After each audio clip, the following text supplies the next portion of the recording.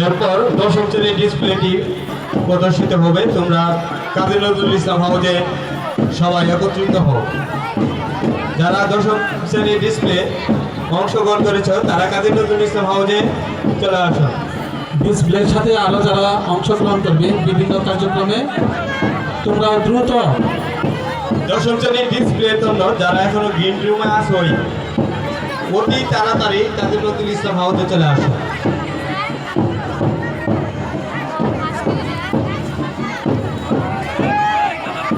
দশম শ্রেণীর ডিসপ্লের জন্য যারা প্রস্তুত হয়েছ তারা কাজী নজরুল ইসলাম হাউজে চলে আসো।